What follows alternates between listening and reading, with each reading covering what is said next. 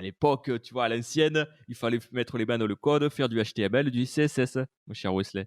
Il y a beaucoup de bonnes pratiques dont on parle dans le milieu entrepreneurial et tu les acquiers, tu les comprends, mais c'est pas pour autant que tu le fais, quoi. Il faut créer quelque chose que le client veut. Ça, c'est une phrase, je pense que Wesley, tu l'as entendu comme moi 150 milliards de fois, tu vois.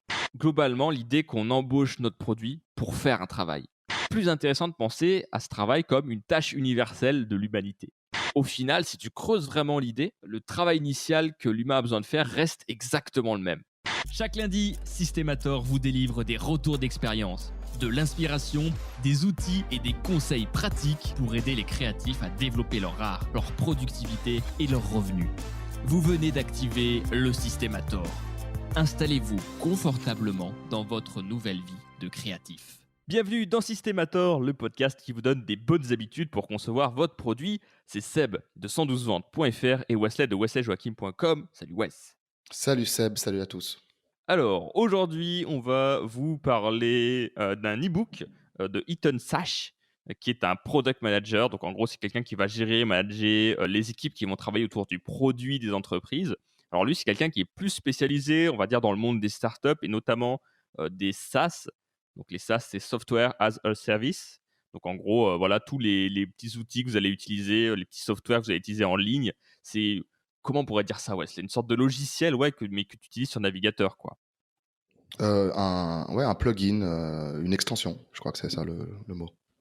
Ouais, ou pas forcément, mais par exemple, le logiciel qu'on utilise pour enregistrer nos discussions, puisque si vous suivez Systemator, vous savez que Wesley est à l'autre bout du monde, c'est-à-dire à Lisbonne, et que moi je suis à Lyon, et du coup nous ne sommes pas à côté, et nous avons un logiciel qui s'appelle Zencaster. Donc ça, on peut dire que c'est un SaaS, puisque c'est un logiciel, sauf que contrairement à avant où on installait beaucoup de logiciels sur ordinateur, là c'est tout en ligne, et tout se fait en ligne, quoi. Et donc, cette personne a créé un site qui s'appelle Product Habits, donc qui parle un peu des meilleures habitudes dans création de produits. Et il a aussi créé Product Hunt qui donne un peu les news sur les derniers softwares, derniers produits un peu à la mode là-dessus. Et ce que j'ai trouvé intéressant dans vous livrer un petit peu le contenu de ce qu'il raconte dans son e-book, c'est que en fait, il y a plein de choses qui peuvent nous servir, qu'on soit freelance, qu'on soit entrepreneur, qu'on ait déjà un peu d'expérience ou autre. Et donc voilà, on avait envie de vous parler de ça aujourd'hui. Mais avant tout, Wesley, petit moment religieux. Et oui, le petit moment religieux, il consiste à aller, sur la plateforme, de podcast, de votre choix, celle que, en tout cas, vous utilisez pour écouter, Systemator et à nous mettre une review, de préférence, 5 étoiles.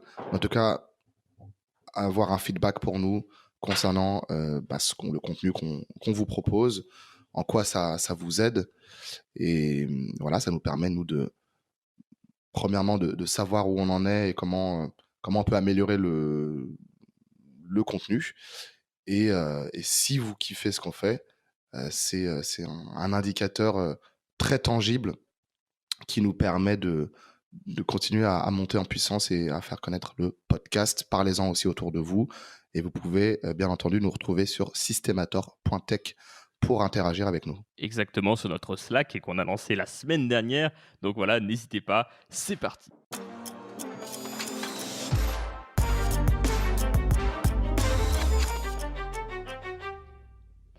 Alors, la première étape, Wesley, c'est de toujours commencer par le client. C'est un truc, qui est répété, répété encore et encore et pourtant on ne le fait pas encore et encore. Je ne sais pas si tu es d'accord avec ça, mais, tu sais, il y a beaucoup de bonnes pratiques dont on parle dans le milieu entrepreneurial et tu les acquiers, tu les comprends, mais c'est pas pour autant que tu le fais, quoi. Ouais, j'ai toujours tendance à dire qu'il y a un gouffre entre, le savoir théorique et le savoir comportemental. Et oui, il y a plein de choses qu'on sait, théoriquement dans la tête, oui, commencer par le client, servir le client. Mais, dans les faits et comportementalement, on n'a pas intégré ces choses-là, et concrètement, on va, avoir tendance à vouloir faire les choses qui sont les plus fun, les plus cool, ça veut pas dire qu'il faut pas mettre du fun et du cool, hein, dans les choses, mais on va être attiré par, ce qui nous plaît nous, plutôt que de d'imaginer tout le processus, depuis les baskets, ou les talons du client. Voilà. Yes, exactement. Et alors rassurez-vous parce que on va pas faire un épisode entier, sur l'idée que, bah, voilà, il faut absolument commencer par le client parce que c'est important. Non, non, on va partir sur des choses, plus concrètes, là-dessus et surtout, c'est pour ça, en fait, que j'ai beaucoup aimé son e-book à Eton Sage. C'est que, je suis désolé pour la prononciation, je ne sais pas si ça se prononce comme ça. Mais, dans tous les cas, ce que j'ai beaucoup aimé son e-book parce il apportait vachement de nuances sur pas mal de points. Par exemple, il nous dit que, bah, quand on va démarrer notre activité ou la création de notre produit, bah, on fait tous la même erreur. On va créer quelque chose que le client veut et on suppose du coup qu'il n'y a qu'une seule bonne réponse à ce que le client veut réellement. Le problème, en fait, c'est que la réalité, elle est toujours plus confuse et c'est pour ça que c'est important de développer des bonnes habitudes, selon lui, en termes de gestion de produit. J'ai trouvé ça très intéressant déjà parce que souvent, on utilise beaucoup de raccourcis pour donner des conseils ou expliquer des choses. Par exemple, bah voilà, ouais, il faut créer quelque chose que le client veut. Ça, c'est une phrase, je pense que Wasset, tu l'as entendu comme moi 150 milliards de fois, tu vois. Euh, et là, ce qu'il nous dit finalement, c'est un peu ce côté, mais en fait, votre produit, il est mouvant, il est liquide, il va se développer, il va se transformer par rapport au client. Et c'est pour ça que je pense, je me suis rendu compte avec lui qu'apprendre des bases en gestion de produits, même si il va donner beaucoup d'exemples de startups, de gros logiciels, de SaaS, de software, etc. Bah, il y a plein de choses qu'on va pouvoir reprendre nous, qu'on soit freelance, qu'on soit first time entrepreneur, qu'on ait même un peu déjà d'expérience, parce qu'en pensant à ce qu'on fait comme un produit, bah, on va pouvoir appliquer beaucoup de choses intéressantes. Moi personnellement, c'est une approche que j'ai depuis un bon moment sur mon entreprise, c'est-à-dire que je me considère pas je me suis pas vraiment considéré comme freelance depuis un moment parce que je réfléchis, ok, j'ai un produit, ma boîte vend un produit, point, tu vois. Et du coup, je mets moins ma personne dedans. Tu vois ce que je veux dire? Ouais, ouais, ouais. Est-ce que c'est une approche, toi, qui te parle? C'est une approche qui, en tant que, en tant que rédacteur web, en tant que créateur de contenu pour mes clients, bah, j'ai toujours une approche freelance, donc Wesley Joachim par rapport à des clients, parfois des grosses entreprises. En revanche, lorsque je crée du contenu un peu plus pour moi, typiquement à travers Systemator, j'ai forcément, il y a une marque qui n'est pas mon nom et là, j'ai une approche légèrement différente. Mm, mm. Et c'est vrai que influence, ça façonne un peu notre façon de travailler. Et le but un peu de cette série d'épisodes, alors on ne sait pas trop pour être honnête, combien d'épisodes ça va prendre. Potentiellement, il y a 5 chapitres dans le bouquin, donc ça peut potentiellement faire 5 épisodes, mais on va voir peut-être pour les regrouper, voir si on les fait tous ou autre. On va voir un peu en fonction de ça. On va appliquer les propres conseils qu'on donne dans cet épisode, justement, pour faire les suivants. Mais ça va être de bâtir justement des habitudes de résolution de problèmes qui vont être plus solides et qui va surtout nous permettre, bah, de survivre dans des marchés qui sont imprévisibles et également de prospérer dans ces marchés parce que, bah, les choses bougent très vite, quoi. Je pense Wesley, pareil, tu es d'accord avec moi, il y a même 3 4 ans, il y avait tellement de choses différentes, tellement de ouais, tout était différent, quoi. Globalement, il y a beaucoup de nouveaux outils, de nouveaux usages qui sont apparus. Heu, Mmh. je sais pas Ouais, il y si a on prend plein par d'exemples exemple, qu'on peut donner, mais ouais. ouais, les trottinettes, par exemple. Si vous êtes dans une grande ville, vous avez sans doute vu les petites trottinettes électriques que vous pouvez prendre. Il y a 1 an et demi, ça n'existait pas, quoi. Aujourd'hui, tout le monde les Ouais, utilise. ouais. Donc, voilà un petit peu l'idée. Hem, ce qui nous dit, en fait, c'est que, bah, l'entrepreneuriat a changé. Avant, tu avais besoin de beaucoup d'argent pour développer un produit parce qu'il te fallait des ingénieurs, il fallait prototyper, et cetera. Donc, c'était très, très cher. Tu avais vraiment des coûts gigantesques. Alors qu'aujourd'hui, c'est assez différent. On peut, créer des choses sans avoir besoin de mettre des mains dans du code, ce qui est quand même assez intéressant et ça se développe de plus en plus. Par exemple, je pense qu'aujourd'hui, si vous êtes capable de faire un site web, vous-même sans avoir de connaissances techniques, c'est parce que vous avez des gens qui ont créé des outils pour vous permettre de le faire, quoi, avec des interfaces graphiques et cetera. Alors qu'à l'époque, tu vois, à l'ancienne, il fallait mettre les mains dans le code, faire du HTML, du CSS, mon cher Wesley. Exactement et c'était à la dure, quoi. C'est ça. Il fallait tout faire soi-même. Je me souviens et c'était il y a pas si longtemps que ça encore, parce que moi, je me suis formé en études supérieures à ce sujet en 2014. Ouais, les theme builders, ce genre de trucs, c'était un petit peu au début, quoi, tu vois? Et au final, bah, aujourd'hui, j'ai l'impression que tout ce que j'ai appris en cours me sert quasiment à rien, quoi, parce que je l'utilise quasiment plus. Je sais pas depuis combien de temps je suis pas rentré dans des lignes de code HTML. Ça permet de comprendre, on va dire, la base, mais au final, vraiment purement technique, c'est quelque chose que j'ai pas fait depuis très longtemps, quoi. Mmh mh. Et on a un exemple aussi qui est intéressant là-dessus, c'est qu'il y a pas mal vous savez, de bootcamps, de formations qui vous apprennent à coder, qui vous proposent de cloner des applications super connues, par exemple Tinder. J'ai vu aussi un truc qui permettait de cloner Pokémon Go. C'est-à-dire que les mecs, ils vous apprennent concrètement, voilà, une application comme Tinder, c'est faire comme ça, comme ça et comme ça, et on va le faire ensemble, on va le développer ensemble. Et tu te dis, ok, il y a un mec tout seul qui t'apprend à faire toi tout seul la même chose qu'une boîte gigantesque fait. Alors évidemment, c'est avec Ouais, des nuances, mais tout ça pour dire que les contraintes techniques sont plus du tout les mêmes et qu'aujourd'hui, ça doit plus être une raison de ne pas faire les choses. exactement, exactement. Bah, on le voit aussi dans la création de contenu, hein.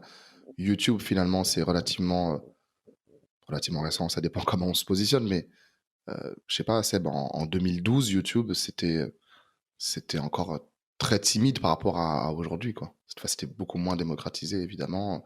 Si on regarde tous les réseaux sociaux dominants, c'est le cas. Et Facebook, pour reprendre l'idée du produit mouvant et liquide, Facebook a changé plusieurs fois de peau, quoi. Facebook a mué plusieurs fois. À la base, c'était, un outil pour noter, la beauté des des étudiants du campus, d'Harvard, c'est ça, non? Ou du MIT? C'était Je sais plus. Facebook, Voilà. Il y avait le mot face dedans déjà. Voilà. c'est ça.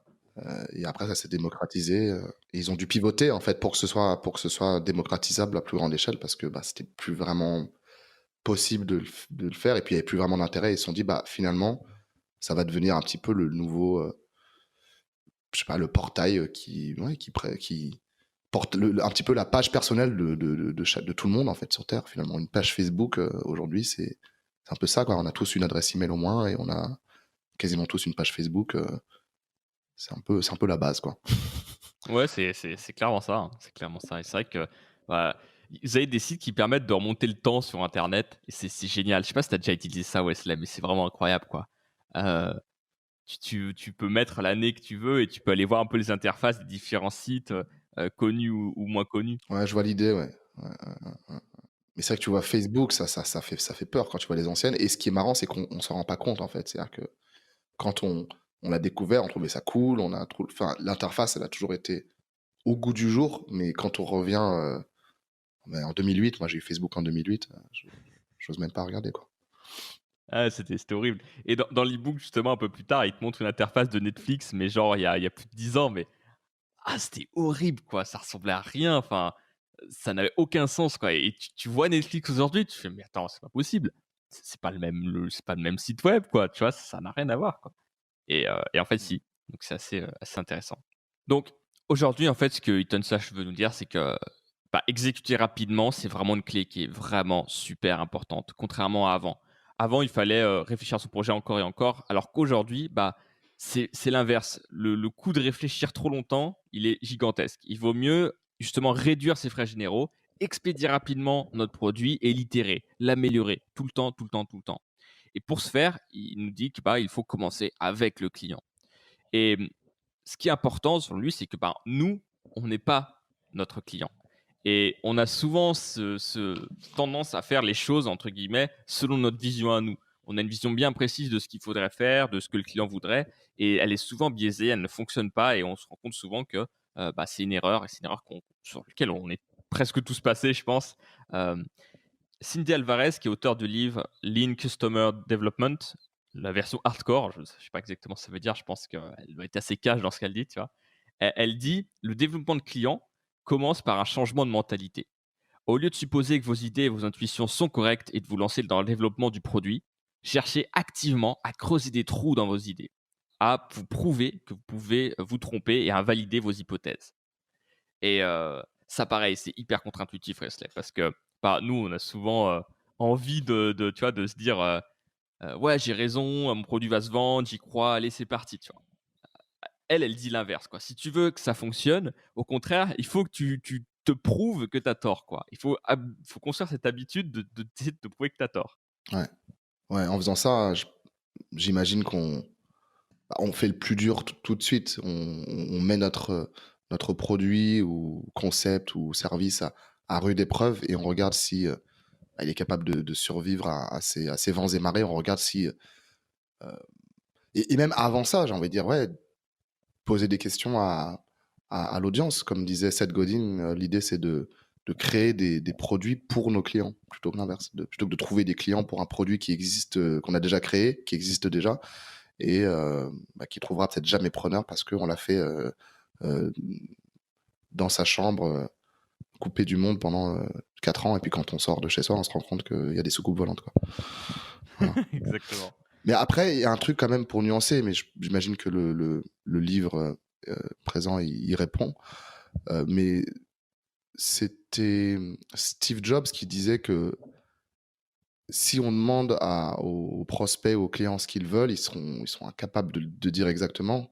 Et lui, il a créé l'iPhone, il a été capable de lire ça, non pas dans ce que voulaient les gens, mais dans ce dont les gens, enfin, ce que les gens étaient prêts en tout cas à accueillir dans leur quotidien. Et ça me fait penser aussi un peu à Henry Ford, qui disait, lorsqu'il a créé, il a lancé la première Ford, les premières voitures, quand on demandait aux gens ce qu'ils voulaient pour se déplacer plus vite, bah, ils répondaient des chevaux plus rapides. C'est ça. Voilà, donc c'est. En fait, il faut bien dissocier, juste pour dire, le besoin du produit. C'est-à-dire que, ouais, on veut aller plus vite d'un point A à un point B. Ok, comment je vais pouvoir créer un produit qui permet d'aller plus vite d'un point A à un point B? Et là, il y a eu un saut, je ne sais pas si on pourrait dire une rupture, une disruption ou une rupture d'innovation. Mais, ça, c'est du boulot aussi, d'arriver à trouver ce qui va répondre à ce besoin. Exact. Mais justement, c'est bien que tu en parles parce qu'on va avoir des réponses dans cet épisode par rapport à ça.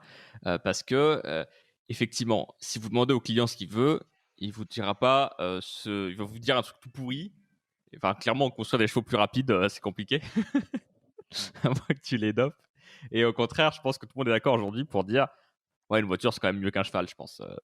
Mm. Même s'il y a peut-être un peu moins d'affect dedans, tu peux rouler un peu plus vite, quoi, un peu plus longtemps. Il y a un peu Voilà. plus de chevaux dedans, quoi. Exactement. Voilà. Et donc, c'est ce qu'on va apprendre un peu tout le long de cet épisode et puis sur les autres aussi. Euh, En fait, voilà, ce qu'il nous dit, c'est que si vous déterminez ce dont les clients ont besoin, au lieu de déterminer ce dont ils pensent avoir besoin, vous allez utiliser ces connaissances pour créer quelque chose pour lequel ils vont payer pendant que vous allez construire votre produit. En gros, ce qu'il veut dire par là, c'est que si vous arrivez d'abord à vendre votre idée générale, et on verra un peu comment faire par la suite de l'épisode, eh ben, vous allez être payé pour construire le produit qu'ils veulent.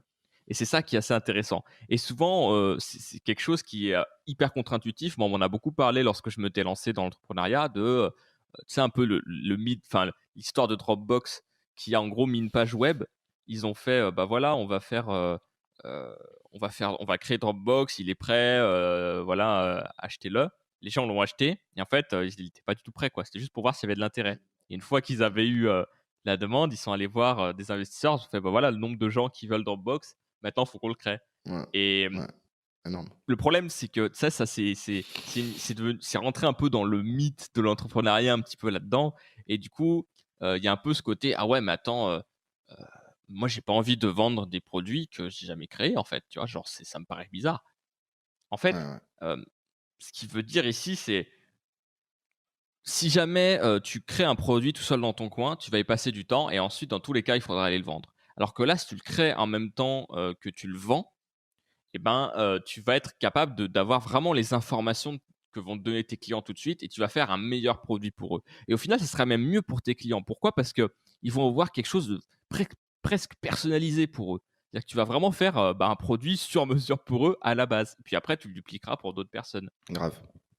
Ça nous amène du coup au deuxième point qui s'appelle work backwards. En gros, le travail en arrière selon Amazon. Alors Amazon a développé une façon de travailler qu'ils ont appelé du coup le travail en arrière du client. C'est un processus du coup qui va s'appliquer à chaque nouvelle initiative de produit de l'entreprise.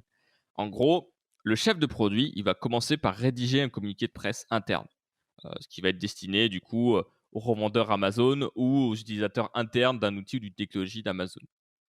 Et ils sont centrés du coup à chaque fois sur le problème du client, sur l'échec des solutions actuelles, donc internes et externes, et sur la manière dont le nouveau produit qu'ils sont en train de créer va détruire les solutions actuelles. L'exemple qu'on nous donne ici, c'est AWS. AWS, c'est le système d'hébergement de serveurs d'Amazon, qui est vraiment un truc gigantesque, quoi. En fait, c'est là où sont hébergés la plupart des gros sites du monde. Dedans, je crois que tu as, Airbnb, tu as Yelp, tu as Slack, tu as Netflix. Donc, tu as vraiment énormément de serveurs qui sont hébergés sur le service d'Amazon AWS. Et en fait, Ça pèse. ouais, c'est vraiment gigantesque, quoi. Et en fait, ce qu'ils ont fait, c'est qu'ils ont créé en 2006, ils ont fait un communiqué de presse et ils ont annoncé à AWS, en fait. Ils ont expliqué que c'était un, un service, c'était une interface graphique pour les développeurs et pour la gestion de serveurs, ce qui n'existait pas vraiment euh, à l'époque. Et donc, c'est un service qui a énormément évolué aujourd'hui parce que ils ont été un peu aux prémices du cloud. Tu vois, aujourd'hui, on en parle tout le temps du cloud, ça c'est partout, c'est présent partout, on l'utilise tout le temps. Mais c'est vraiment eux qui ont été un peu à l'origine de ça, en quelque sorte. Et ils ont itéré avec les clients, etc. Et l'idée, c'est qu'ils ont d'abord annoncé le produit avec ce communiqué, avec leur vision de ce qu'ils voulaient faire, justement sur le problème actuel, les problèmes des solutions qui existent et comment AWS va révolutionner son marché. Et ça leur a permis de penser leurs produits sans avoir imaginé justement cette fameuse feuille de route gigantesque qu'on fait et qu'on abandonne tous le premier mois. Je sais pas si tu as déjà fait ça, Wesley, mais c'est un peu cette liste de choses que tu vas faire et au final, c'est tellement gigantesque et c'est tellement imaginé dans ta tête et pas testé et prouvé sur le terrain que finalement, heu, ça ça fonctionne pas, quoi. Tu la lâches, quoi. Ouais, ça m'est arrivé plein de fois, hein. Je pense que ça nous arrive tous de voir très grand, mais d'être découragé devant l'ampleur de la montagne, plutôt que, évidemment, on le sait, décomposer en petits quartiers pour avancer pas à pas. Exact. Et du coup, ce qu'il nous dit aussi, c'est que, si vous vendez d'abord le produit, avant de le concevoir réellement ou en tout cas d'avoir, finalisé sa conception, ça vous met une certaine pression de construire quelque chose qui va intéresser vraiment vos clients. Et donc ça va vous faire gagner beaucoup de temps versus créer quelque chose que personne ne veut. Et c'est ça qui est super important. Aujourd'hui, 13 ans plus tard, après l'annonce d'AWS, en fait, ce qui est assez étonnant, c'est de voir que par rapport au communiqué de presse de 2006 et ceux d'aujourd'hui, il y a quasiment rien qui a changé. Ils ont ajouté peut-être un ou deux paragraphes, mais globalement, la vision du produit d'origine, c'est exactement la même. C'est une interface de service web simple pour stocker et récupérer toute une quantité de données de n'importe où sur le web. Et c'est assez marrant, tu vois, de voir, voilà, putain, ça fait quand même 13 ans, quoi. Tout a changé. Le web est totalement différent, tout s'est transformé. Mais la vision de base du produit reste exactement la même que d'origine. Mais parce que c'est un vrai bon produit qui répondait à ce besoin-là de, effectivement, stocker, partager des données en grosse quantité.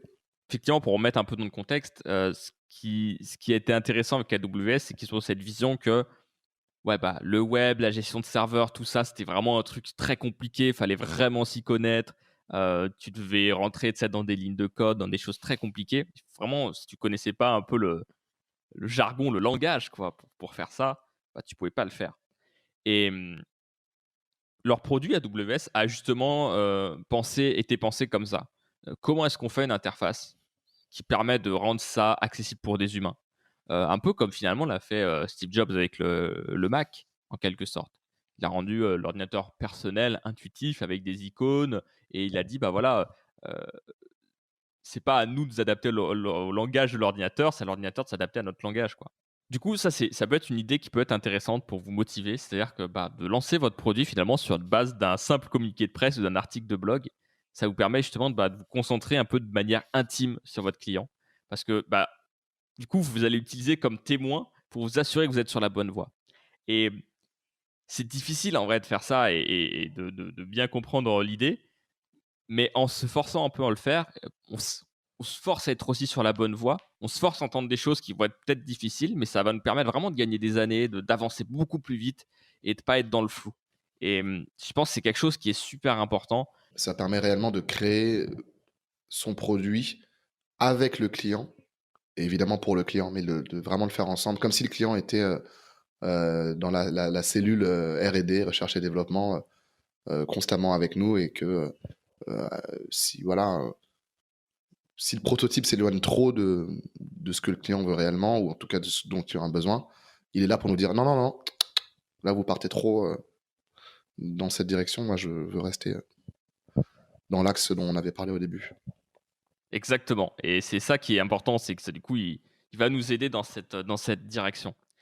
Et du coup, ça nous amène au dernier point, un peu, en tout cas de cette première partie, parce qu'il y a d'autres parties, mais ce qui est très intéressant, c'est que globalement, l'idée qu'on embauche notre produit pour faire un travail. Et ça, c'est un autre point. Donc, personnellement, Wesley, j'en ai moins entendu parler. C'est qu'on on embauche finalement notre produit pour faire un travail. Et du coup, c'est intéressant, c'est plus intéressant de penser à ce travail comme une tâche universelle de l'humanité. Je vais te donner un exemple. Hmm. Avant, les gens aimaient se faire passer des notes, des messages sans que personne les voit. Et tu sais, genre, tu recevais une lettre un peu sensible, tu la brûlais, quoi. Tu voulais pas que les gens le voient. Ouais, maintenant, il y a Snapchat. Chaque photo et message que tu envoies, elle va être détruite dans les secondes après la lecture. Et tu vois, comprendre ça, c'est un peu le seul moyen de définir ce que vos clients veulent de votre produit dans leur propre contexte, au lieu du vôtre. Et c'est ça qui est super intéressant, quoi. C'était cette idée un peu de tâche universelle. Autre exemple, pendant longtemps, on allait utiliser des tableurs Excel pour la plupart des tâches qu'on fait aujourd'hui avec des applications. Par exemple, si on avait besoin d'une liste à puces, on avait un tableur Excel, on copiait-collait les infos dans le tableur. Si on devait visualiser, comparer des données, on faisait des tableaux croisés dynamiques. En fait, si tu regardes bien, il y a beaucoup de produits technologiques aujourd'hui qui font un travail équivalent, mais au final, si tu creuses vraiment l'idée, le travail initial que l'humain a besoin de faire reste exactement le même. Comparer des données, par exemple, lister les choses qu'on a à faire. Hmm. Hmm, Voilà. Et hmm. la plupart des nouvelles solutions sont embauchées pour s'occuper justement d'anciens emplois. C'est-à-dire que les solutions changent, mais les emplois fondamentaux dont on a besoin restent les mêmes. Ouais. Oui, parce que les besoins n'évoluent pas tant que ça, quoi.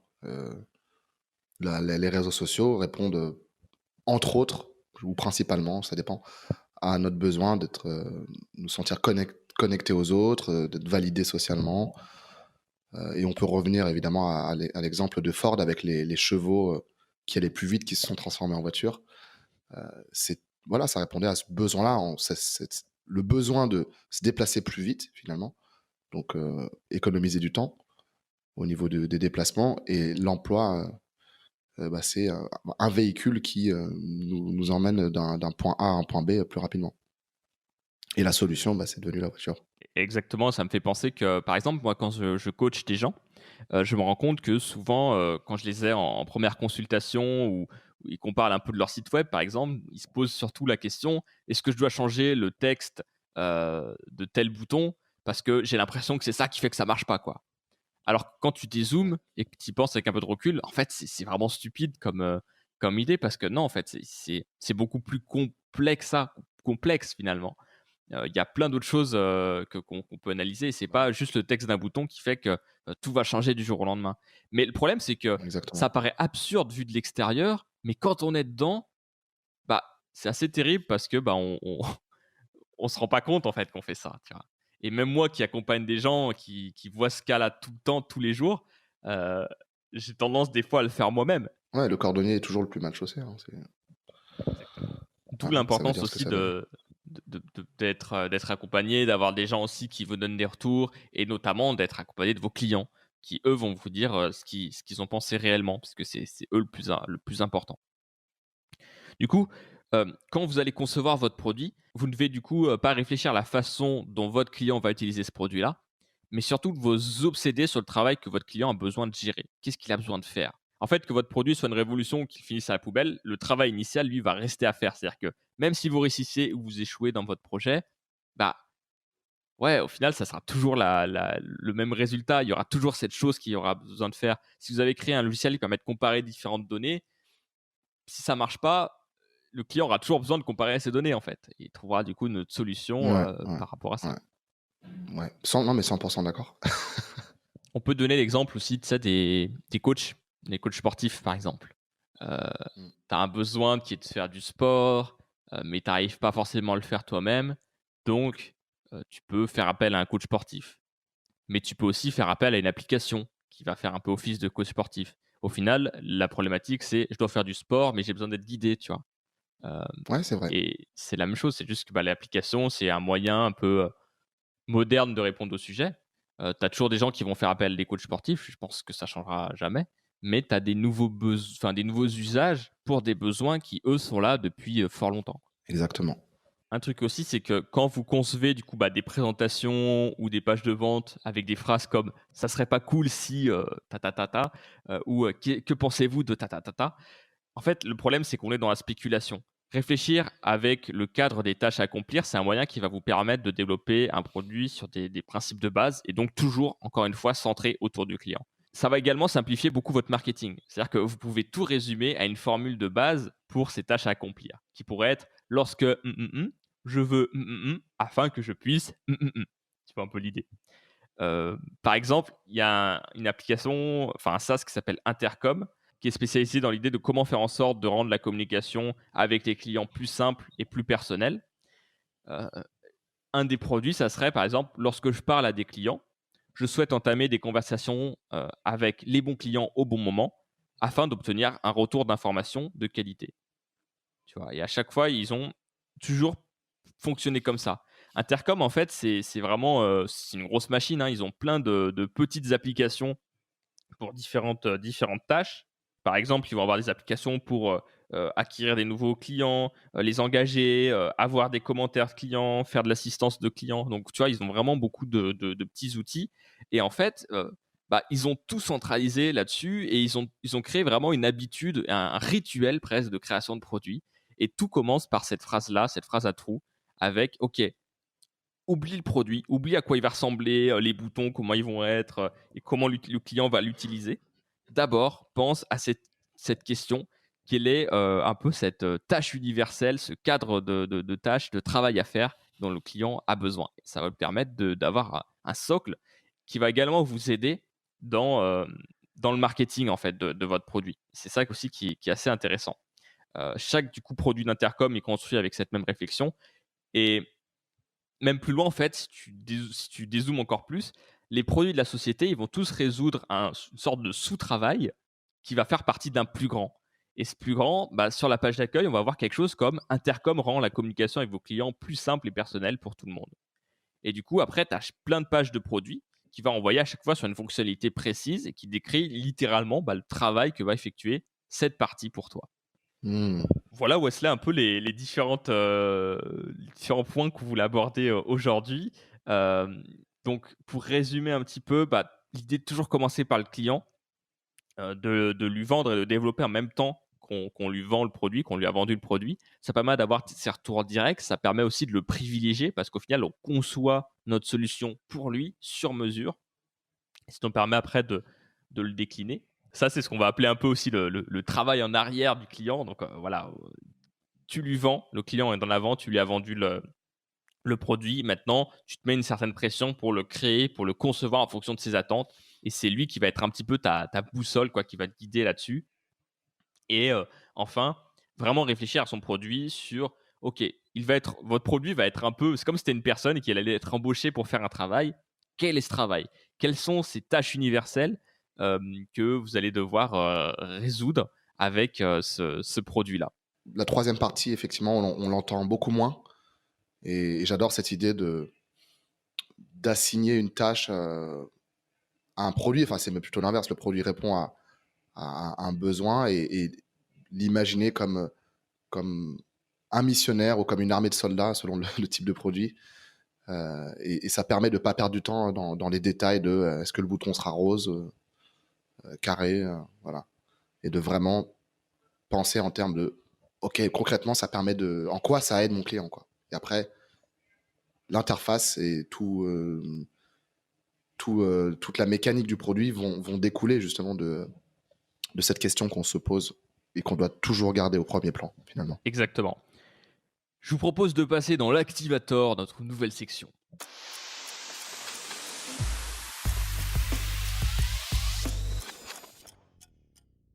Bienvenue dans l'activator. Alors l'activator, pour rappel, puisque c'est un petit nouveau hein, de Systemator, c'est bah, concrètement, on vous a donné plein d'infos, comment vous les appliquez concrètement quoi.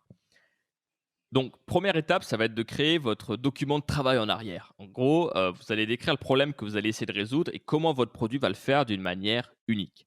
C'est quelque chose que vous allez réécrire encore et encore jusqu'à ce que vous soyez heureux, vous le trouviez bien, que ce soit clair. Faites-le lire à d'autres personnes également. Si vous sentez que c'est sec, c'est insipide, ennuyeux, déchirez-le et recommencez. Réécrire un brouillon, ça coûte beaucoup moins cher que de commencer à construire un nouveau produit. Pour exemple, la personne qui a créé le document de presse, d'AWS, d'Amazon, il a fait plus de 31 brouillons du communiqué de presse initial avant de le transmettre à Jeff Bezos et après de le déployer. Donc voilà, il faut vraiment pas, se limiter là-dessus. Refaites encore et encore jusqu'à ce que ça vous plaise. Ensuite, autour de votre activité, pensez un peu à ce cadre des choses à accomplir. Heu, Ça va vous donner l'habitude de toujours penser au client et à ses problèmes, plutôt que simplement construire pour le plaisir de faire justement. Votre client, ça va devenir vraiment votre boussole. Concentrez-vous sur les choses qui ne changent pas par rapport à ça. Votre approche des clients, c'est un peu le reflet de la mission de votre entreprise. C'est ce qui va vous permettre de trouver, tout ce qui va être important pour votre boîte. Votre positionnement, de clarifier votre marketing et votre processus de vente, puisque, du coup, une fois que vous êtes, directement en contact avec le client pour développer le produit, c'est tout de suite beaucoup plus clair, beaucoup plus fluide, beaucoup plus limpide et tout va être, plus simple à faire par la suite. Et enfin, si vous travaillez à plusieurs et que vous êtes dans votre entreprise avec des profils différents, on vous recommande, d'amener toute l'équipe dans le même espace et notamment s'il y a des gens qui vont s'occuper des aspects plus techniques, les mettre avec les gens qui vont s'occuper plus du marketing, quoi, les marketeux en quelque sorte. Parce que du coup, ça va les obliger à réfléchir ensemble aux problèmes et aux clients, au lieu de penser de manière arbitraire. Parce que chacun pense un peu à sa façon. Un ingénieur va un peu penser d'un point de vue très très technique. Il va être fasciné par la résolution de problèmes techniques assez importants, alors que le client peut lui se dire ok, je vois pas trop ce que ça change, alors que ça peut être génial, tu vois, pour l'ingénieur, quoi. Ça peut être le travail de toute sa vie. Bien sûr. Donc voilà un peu l'idée, de l'épisode d'aujourd'hui.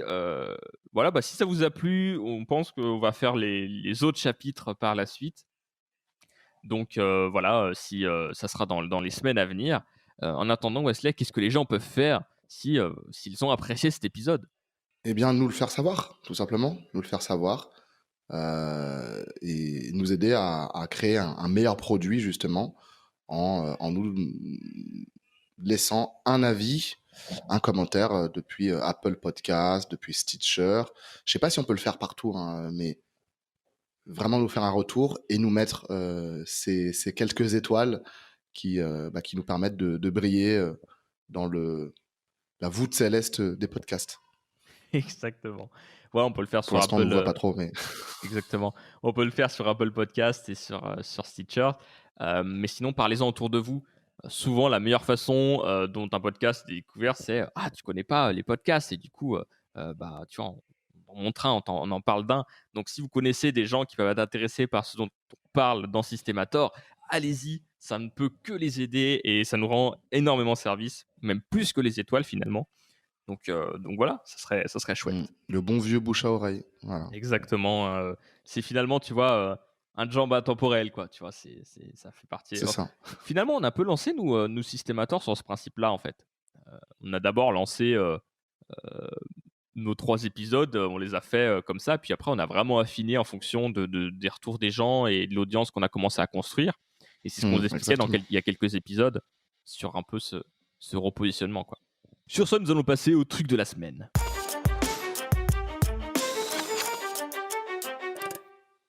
Ah Wesley, tu m'as teasé hier, je l'ai eu au téléphone, il m'a dit: «Non mais, je vais te raconter des trucs de fou, je sais pas si je pourrais continuer Systémator après, par contre l'avoir dit, donc j'ai hâte. Wesley, quel est ton truc de la semaine?»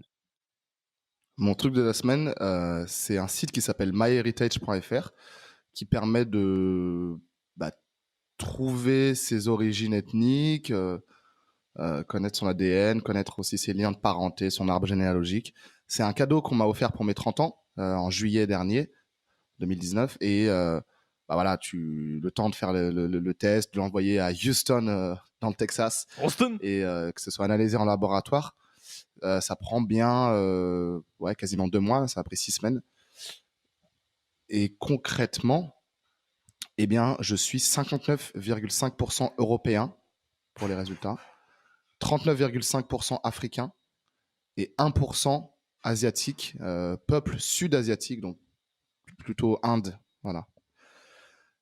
Mais si je décompose un petit peu, il y a vraiment des surprises. Dans l'Europe, bon, il y a Europe du Nord et de l'Ouest à 31,4%. Donc c'est tout ce qui est autour de la France, l'Allemagne, les Pays-Bas. Europe du Sud, Ibère, la péninsule ibérique, Espagne, Portugal, 25%. J'arrondis pour les pourcentages. Et ensuite, j'ai juif ashkénaze. Alors ça, c'est le petit dernier qu'on n'attendait pas. 2,8%. Donc c'est les peuples juifs d'Europe de l'Est, autour de la Pologne. Donc il y a ça doit être du côté de ma mère. Dans ma famille, on est juif ashkénaze. Je ne suis pas du tout de religion juive, je le précise. Est-ce que tu as acheté une kippa depuis? Mais ça peut aider dans le milieu, quoi. J'ai pas acheté de kippa, mais à voir, j'ai des potes fudge, donc ça va. Peut-être les langues vont se délier, quoi. Côté Afrique, c'est Afrique de l'Ouest surtout, dont Sierra Leone à 18%, Nigeria 15% quasiment, et Ouest africain. Parce que mon père est antillais de la Guadeloupe, et ce que j'ai appris sur ce site-là, myheritage.fr, c'est qu'il y a beaucoup de Sierra Léonais, enfin d'esclaves qui venaient du Sierra Leone, qui ont été dans le cadre, j'allais dire, du commerce triangulaire, qui ont atterri aux Antilles. Donc il y a beaucoup d'Antillais qui ont des origines sierra-léonaises. Le Nigeria, c'est pareil. Voilà, un petit peu d'Afrique centrale aussi, à 1,3%. Donc ouais, je savais que j'étais métisse, mais là, je suis un peu plus, c'est un peu plus spécifique. Qu'est-ce que ça t'a fait quand t'as reçu ça? Parce que c'est quand même, ça va être quand même quelque chose, quoi. Tu te dis, ah ouais, c'est quand même toutes mes origines, quoi. Ouais, c'est fascinant de voir ça, c'est touchant de se dire, en fait, il y a toutes ces personnes-là qui se sont rencontrées, alors pas toutes en même temps, mais qui viennent de toutes ces zones du monde. Il y a des gens parmi vous qui écoutez qui pourraient me répondre, ouais, mais Wesley, on vient tous du même homme à la base, enfin, on vient tous, voilà, si on remonte très loin, oui, ça c'est clair. Et d'ailleurs, je sais pas comment MyHeritage a arrêté enfin, jusqu'où ils sont remontés. Je crois que on est à peu près au 15-16e siècle. Mais c'est sûr que si on remonte, plus on va remonter et plus on va avoir tous des ancêtres en commun. Mais ouais, c'est fascinant de se dire, waouh, en fait, on n'est pas si différents que ça les uns des autres, quoi. On est très différents et en même temps, je me sens plus humain, en fait. Pour répondre à ta question en une phrase, je me sens plus humain et je me dis, en fait, ouais, parfois on parle de son voisin, on va dire, ah, voilà, les gens qui viennent de tel endroit ou les gens qui sont comme ci ou comme ça. Et en fait, on se rend compte que on est un petit peu ces gens-là aussi, quoi. Donc c'est vraiment marrant. Et puis à la fin de la journée, se dire, ouais, là, je reste un être humain et peu importe mes origines, quoi. J'aurais pu en avoir 36, j'aurais pu en avoir 2. Est-ce que ça change tant que ça? Non, c'est clair. Et c'est vrai que c'est un peu ce à quoi je pensais, c'est que je pense, enfin, moi, j'ai quelque chose que j'ai vraiment envie de faire, justement. Mais tu dois avoir ce sentiment un peu, ouais, d'humanité, quoi. Finalement, tu vois que, ouais, t'as une planète, elle fait qu'un, et les gens ont bougé, ont voyagé. Enfin, je trouve ça chouette, quoi. C'est assez difficile à se représenter. Et c'est sans doute très, très loin d'être tout rose, parce que t'as quand même souvent quand des populations bougent, surtout avant, je pense, c'était pour des raisons de guerre ou des choses comme ça, quoi, j'imagine, ou ce genre de choses. Enfin, je pense pas que les gens voyageaient juste pour voyager. En tout cas, enfin, c'était plus rare, à mon avis. Il n'y avait pas trop de digital nomades, quoi. Les gens qui sont arrivés aux Antilles, c'était pas, c'était pas du digital nomadisme. Non. T'étais nomade, mais c'était. Bref. Ouais, bref, voilà. On va s'arrêter là pour les blagues, parce que ça peut vite déraper. Ça peut vite déraper, là. Voilà. Mais non, effectivement, MyHeritage DNA, c'est ça? C'est ça. Voilà. Donc, vous aurez les liens, évidemment, dans les notes. C'est très connu comme site. Et d'ailleurs, pour le coup, ils sont malins parce qu'on parlait justement de la création de produits. Et eux, ils répondent à ce besoin-là de connaître un peu nos origines, quoi. Ok, clairement, d'ailleurs, je crois qu'ils ont eu un épisode sur South Park pour vous dire un peu à quel point le truc est connu, quoi. Voilà, maintenant, ils ont toutes mes données et ils vont pouvoir me traquer encore plus. Parfait, bah, ils vont pouvoir, ouais, ils sont tout vendus à Google, là, d'ailleurs, c'est chez eux.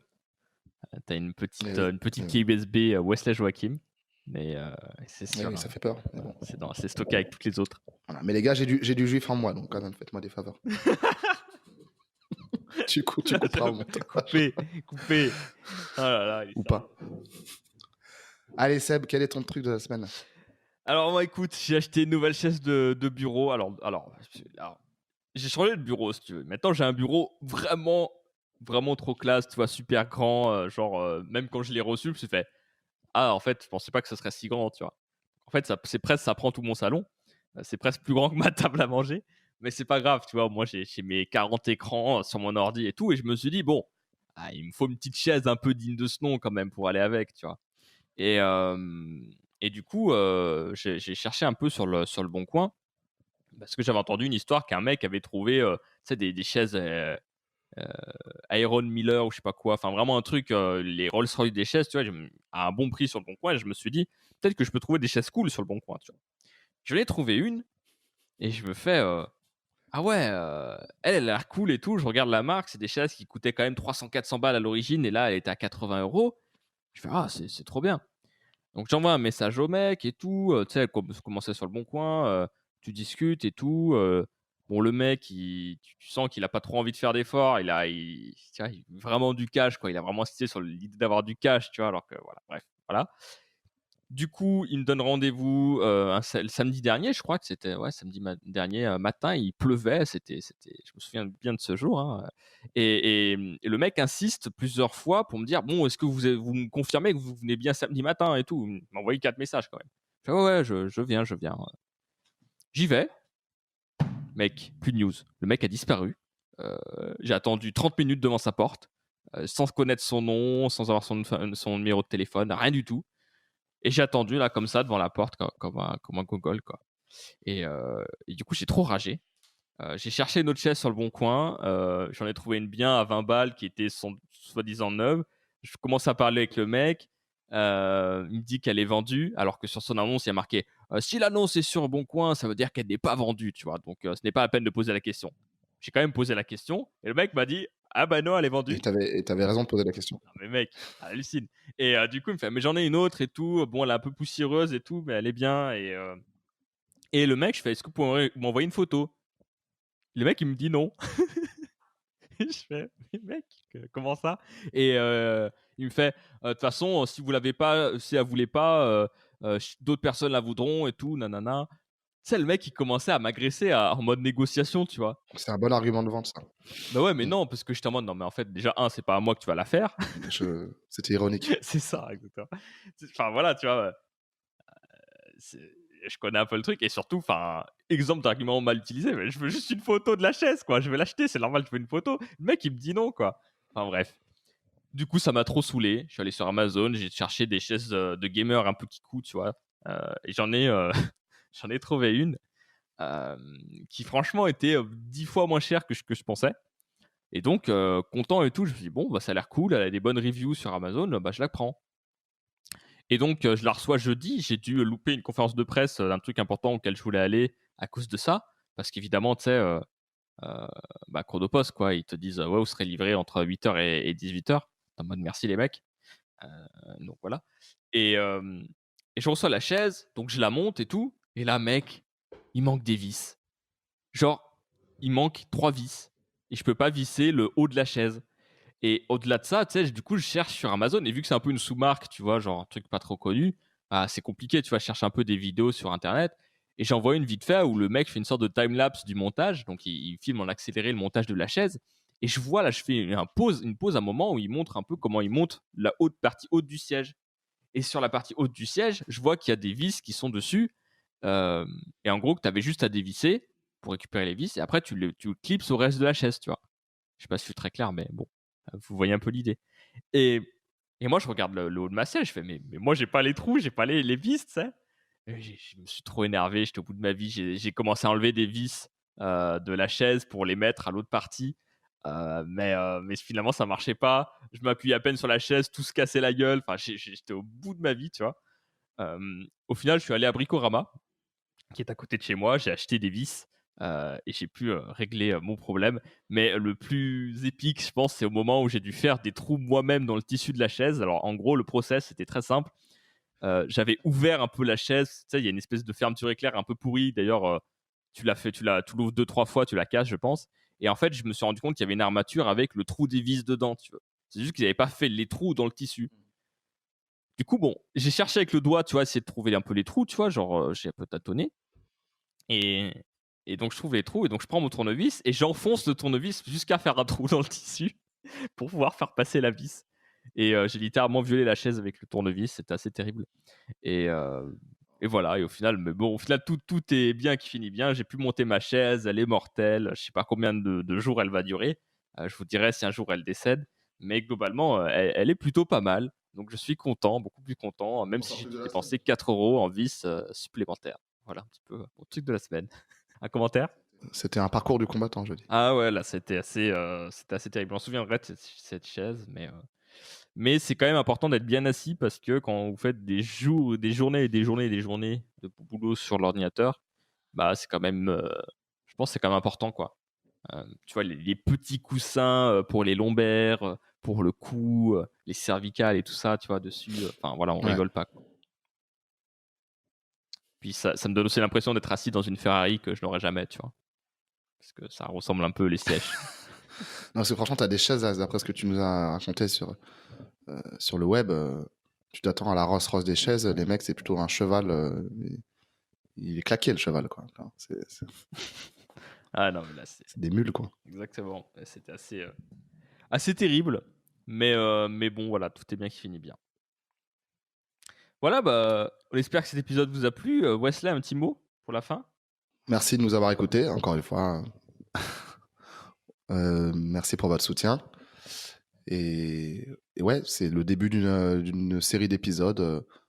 On aime bien aller en profondeur dans ce qu'on étudie, que ce soit des livres ou d'autres contenus. Donc voilà, si vous avez écouté jusque-là, c'est que, c'est que vous avez kiffé l'épisode ou alors que vous êtes allé directement à la fin pour connaître le truc de la semaine.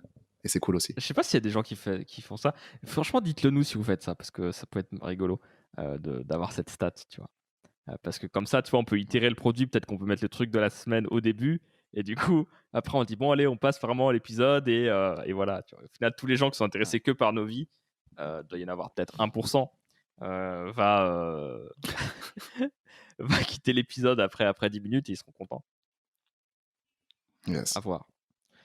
Bah sur ce, on vous souhaite une très bonne journée. N'oubliez pas d'aller sur systemator.tech, Tech. Vous pouvez rejoindre également notre Slack. Vous avez un gros bouton pour rejoindre la communauté Systemator sur Slack et interagir avec nous. On vous rappelle qu'on a toujours le concours dans l'épisode qu'on a fait avec Charlotte. Donc allez écouter cet épisode si ce n'est pas fait. Vous aurez toutes les informations pour y participer. On va bientôt clôturer tout ça, donc dépêchez-vous. Et voilà, et puis bah, toujours partager l'épisode. Comme d'habitude, Systemator, c'est tous les lundis vers à peu près 6h du matin sur les plateformes de podcast et à midi, diffusé en direct à midi sur YouTube, YouTube Sébastien Boer, 112 ventes. Voilà, et vous avez toutes les informations dans les notes de l'épisode. Et on vous souhaite une très bonne journée. À bientôt. Merci, au revoir.